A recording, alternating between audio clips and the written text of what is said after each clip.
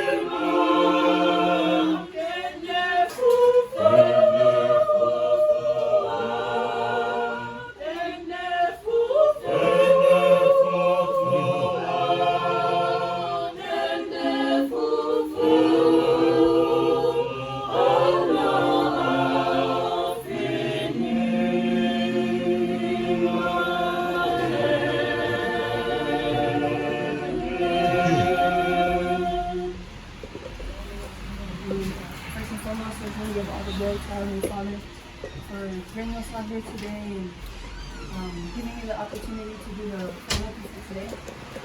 I thank everyone for coming. It's good to see Grandma and Alexis, Peppa, and Uncle Bailey, Maximilian, Matthew, Grandma Lini, and it's her birthday today. And the kids, my parents as well, and my siblings. I thought that everyone was just gonna come last week for Leva since it's like our Ministry Sunday, but then my dad told us that we're doing it again today. So it's a blessing to see everyone here with us. I just want to again thank our Heavenly Father for giving me this opportunity. And I pray that you guys take something from my little fun lesson and like our work today, even if it's just something little. I hope that you guys, that the Holy Spirit works in here and you guys understand something and make us better. So my dad gave me the slang for today. I'm a lot last week, and every day this week I've been reading one of the lessons. And so when I got to the lesson that Mickey read, Holeva, I was like, yeah, that's the one I'm gonna do. And then I was so ready to do that one. He's talking about salvation and being down before to what God says. And so I said, yeah, I can do that one. And then I read the gospel for today, and it was like, God got me. Because that's the one that I can talk about from my heart. And so that's what we're going to do today. In the gospel today, it's Jesus walks on water. And it's a story that I'm pretty sure all of us have heard before. But just to recap what happens. So immediately after what Latai talked about last week, Jesus fed the 5,000. Immediately after, Jesus told the disciples, to go back home while he goes and prays on the hill. So while the disciples were in the boat and they were going back home, they realized that the wind was picking up and the waves were crashing. And so they started getting scared. And then it didn't help to see someone was walking towards them and they thought it was a ghost. And Jesus said, oh, I'm not on it. It's just me. And Peter, one of the disciples, he spoke out and said, Lord, if it is you, then tell me to come to you. Being very prideful. And he was saying, Lord, prove yourself. If it is you, give me power to do the same. And so Jesus said, come over here and come back towards me. And when Peter started walking, he was doing fine. He got on the edge of the boat, he started walking, and he looked at Jesus and he was doing fine. He was walking perfectly. And in my Bible, it literally says, then Peter began to look at the waves. So his eyes were off of Jesus and they were looking down, looking at the waves and at the wind. And that's when he started sinking. And he was like, you fucking holy hell. And it wasn't until all the wind stopped and the waves, got back to normal that they were like, oh my gosh, this is God. This is Jesus. This is the Son of God. And what I wanted to talk about today is not just Peter, but how Jesus felt.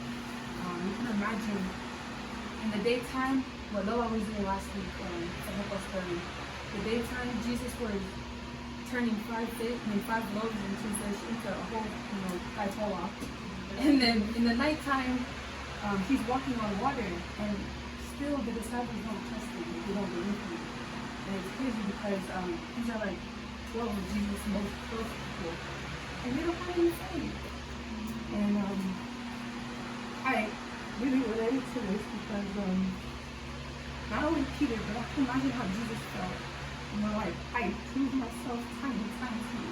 Why aren't you guys trusting me? Why aren't you guys believing in me? But in verse 15, he says, when Jesus says, oh, I'm not like a fear right there. He also said this in another story on Easter Sunday, when he beat the grave. He went to go meet the disciples in the upper room, and they were hiding, they were scared because Jesus was crucified. And he revealed himself to them, and they were like, this is a ghost. And he said the same thing. He's saying the same thing. Why are your hearts full of doubt instead of faith? But how I know if you feel the hand no more local. Why are you so filled with doubt? Like I told you guys my plan. I'm the Son of God. I can do this. And they still weren't believing in him. And I think it's funny how there are 2 separate occasions, And he's revealing himself time and time again, and the believers are choosing fear over faith.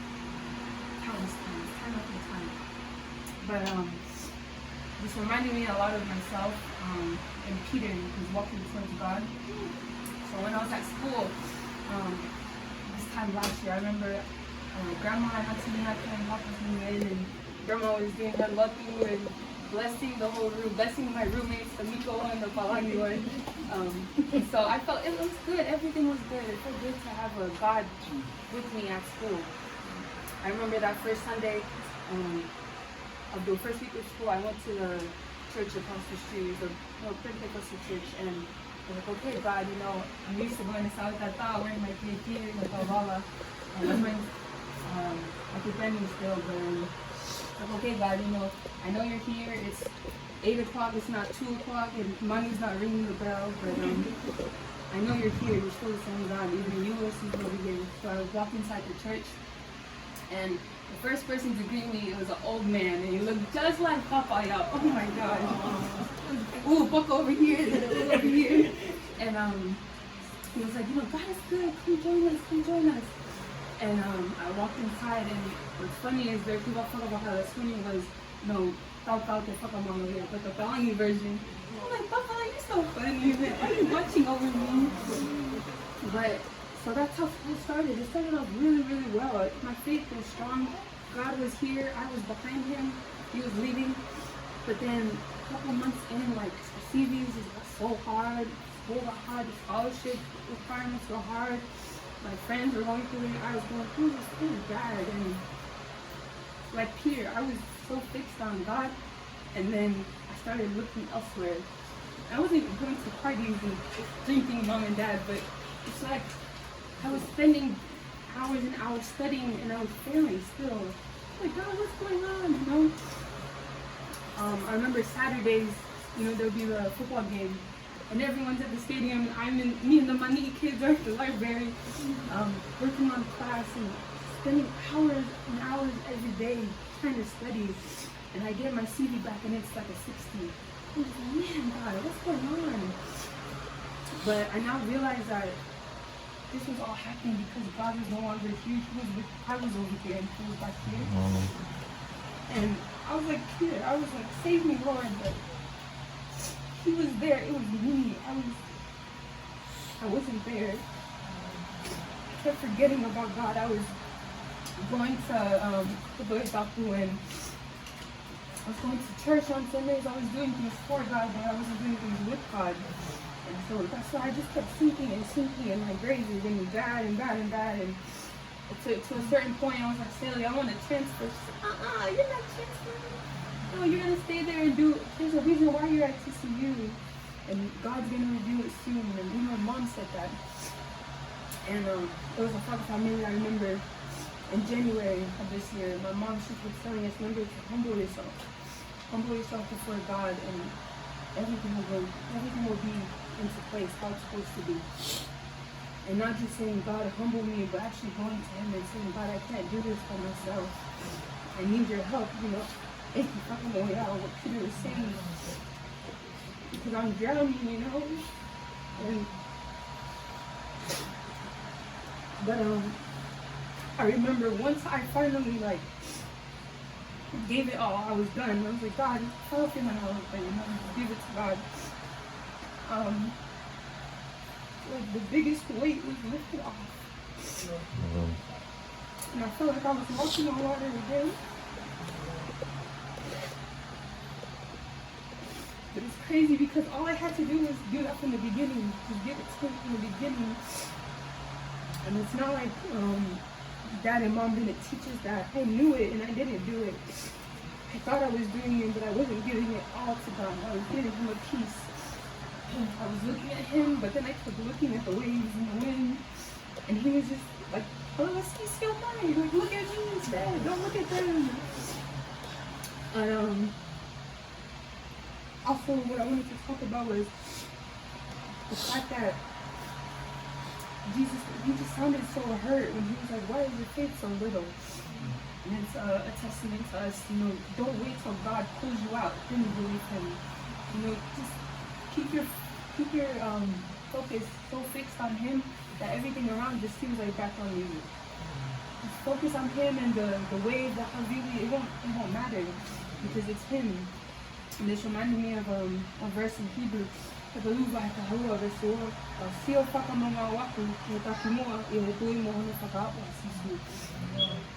Keep your eyes so focused on Jesus that everything else will only seem like background noise. It won't even matter. And family, if there's one thing I want you to see from our little Bible today is just remember,